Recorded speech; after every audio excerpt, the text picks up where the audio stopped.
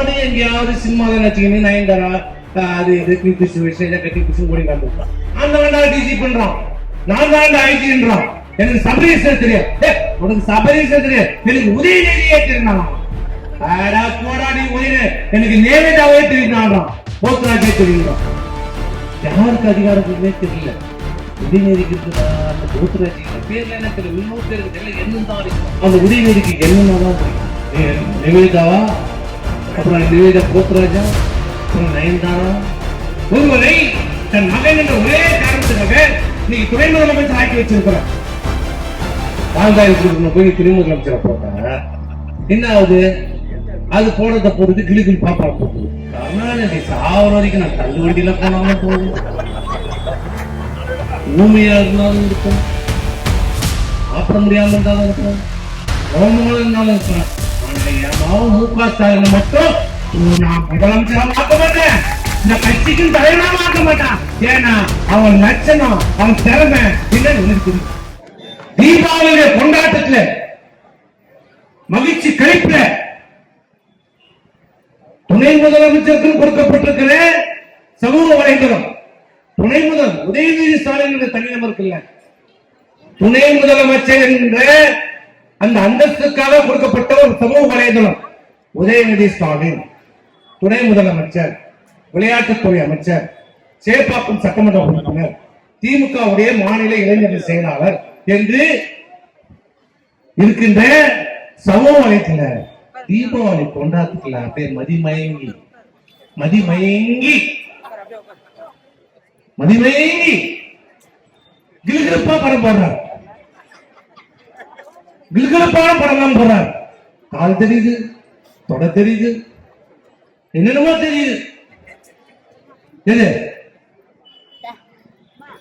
கிலுகிலுப்பா இருக்க, நீ கிலுகிலுப்பா இருந்துக்கோ, அது யாரும் வேணாண்டாங்க. ஆனா அதை துணை முதலமைச்சர் என்ற முறையில நீ மக்களுக்கு தெரிவிக்க என்ன சொல்ல வர?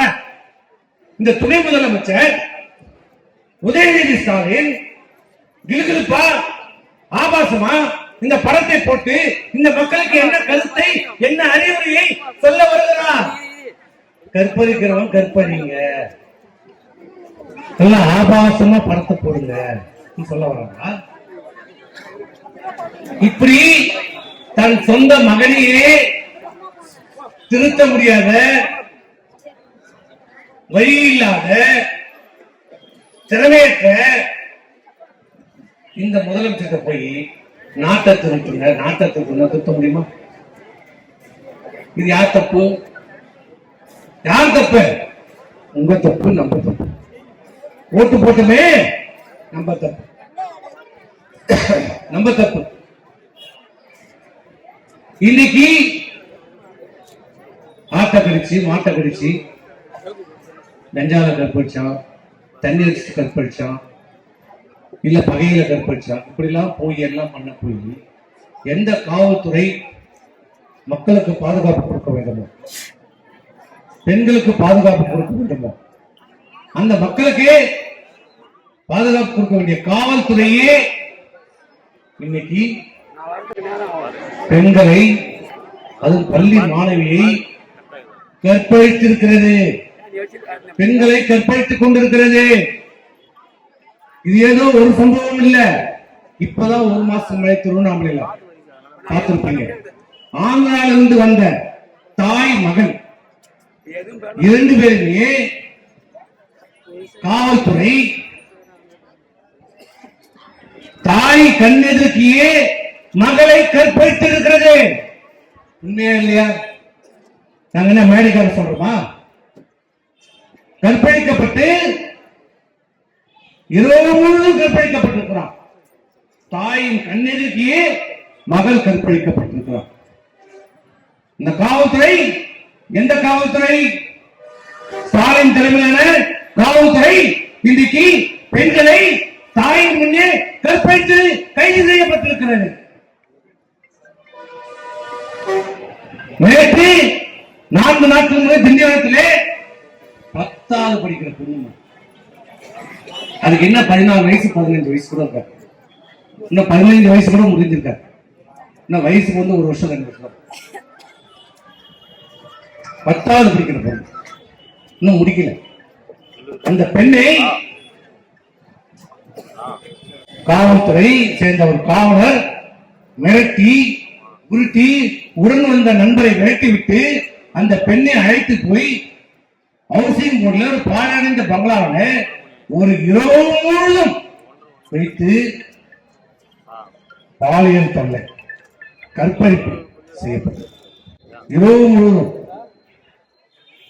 தாங்கம்மா ராத்திரி முழுசம் வச்சுட்டு காலையில் நல்ல உங்களை அவங்க அப்பா போன் பண்ணி அவனே சொன்னான் நீ கைது செய்யப்பட்டது. இந்த நிலைமை இதுதான் இன்னைக்கு தமிழகத்தினுடைய நிலைமை.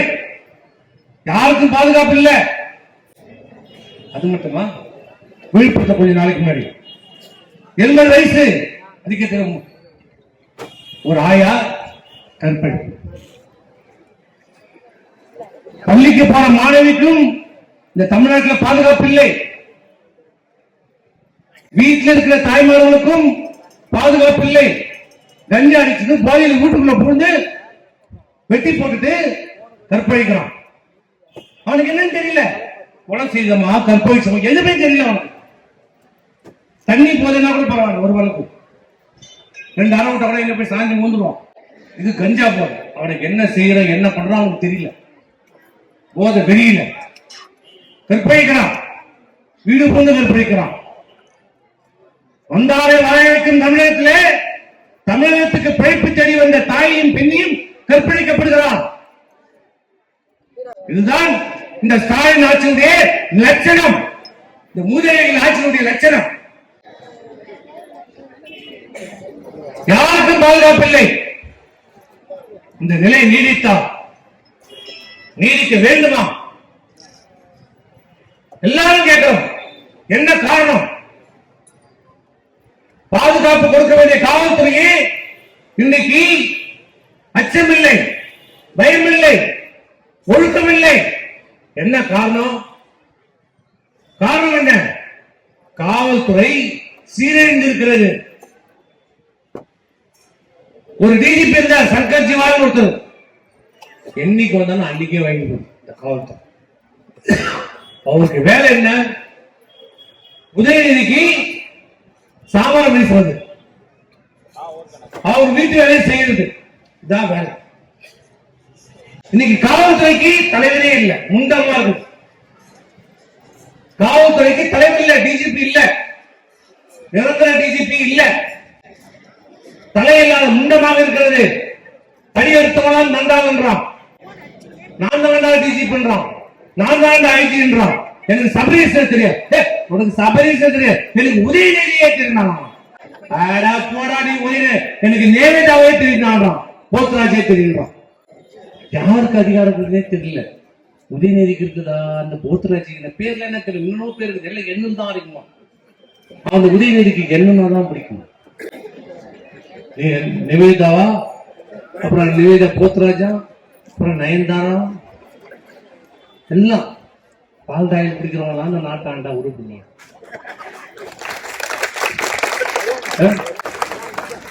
பால் தாயில் பிடிக்கணும் போய் துணை முதலமைச்சரை போட்ட என்ன ஆகுது?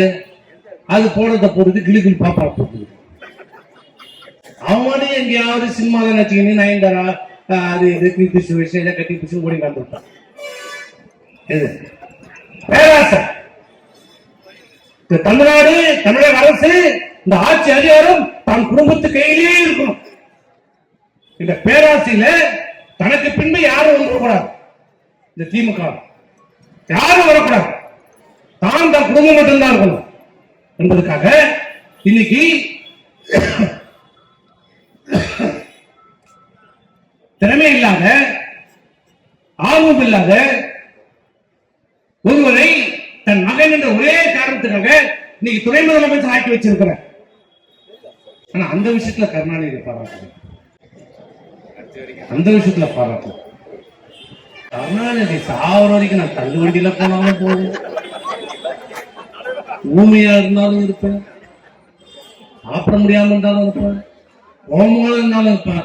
ஆனா என் மாவும் மு.க. ஸ்டாலினை மட்டும் நான் முதலமைச்சரா மாற்ற மாட்டேன், இந்த கட்சிக்கும் தலைவனா மாற்ற மாட்டான்.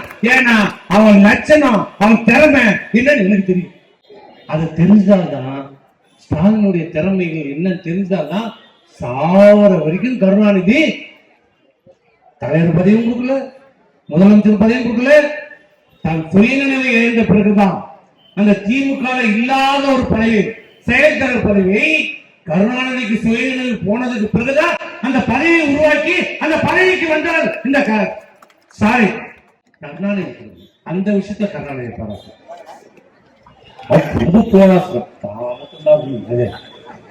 ஆனா புள்ளிக்கான எல்லா வேலையும் செய்ய வச்சுதான் போறான். இப்படி ஒரு குடும்பம், கோபாலபுரத்து குடும்பம், ஸ்டாலின் குடும்பம் இன்றைக்கு அதிகாரத்தை பயன்படுத்த வேண்டும், அதிகாரத்திலே அமர்ந்திருக்க வேண்டும் என்பதற்காக பல்வேறு பித்தலாட்ட வேலைகளை, தில்லுமுடுகளை, இந்த ஆட்சி அதிகாரத்தை கையில் வைத்துக் கொண்டு அடித்த கொள்ளைகளை, ஊழல் மூலம் சம்பாதித்த பணத்தை வைத்துக் கொண்டு, இந்த நாட்டை சுரண்டிய பணத்தை வைத்துக் கொண்டு மக்களை விலை கொடுத்து வாங்கிவிடலாம் என்று கனவு கண்டு கொண்டிருக்கிறது இந்த திமுக அரசு.